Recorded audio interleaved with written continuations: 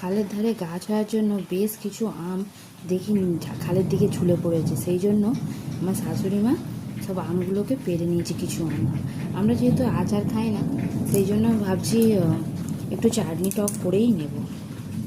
অন্যদিকে কিছু বাড়িতে পনির তৈরি করেছিলাম, সেইগুলোকে পিস পিস করে কেটে নিয়েছি। দুপুরে রান্নাতে ভাবছি ঝাল ঝাল করে একটু সর্ষে দিয়ে করে নেব। রান্নাবান্না অনেকটাই হয়ে গেছে, তাই আমি চলে গেলাম ছাদেতে জামা কাপড় মেলতে। এসে দেখি আকাশটা বেশ মেঘলা মেঘলা করেছে, তাই সমস্ত কাপড় জামাগুলোকে বেশি ধারে না দিয়ে মাঝামাঝি বরাবর দিয়ে দিলাম। এখানে অ্যালোভেরা গাছটা দেখতে পাচ্ছেন, একটা ডালের মধ্যে দুটো হয়েছে। আমাদের বাড়ির চারপাশে অনেকই অ্যালোভেরা গাছ রয়েছে, কিন্তু অ্যালোভেরাগুলো সেরকম আমরা ব্যবহার করি না, তো ওই রকমভাবেই অযত্নে কিন্তু বড় হয়ে যাচ্ছে।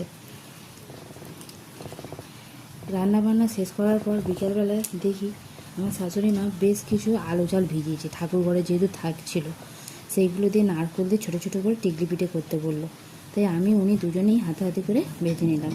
কিছু আবার রয়েছে মিষ্টি দেওয়া, আবার কিছু রয়েছে মিষ্টি না দেওয়া। এরকমভাবে দু প্রজন্ম থাকলে এরকম চলতে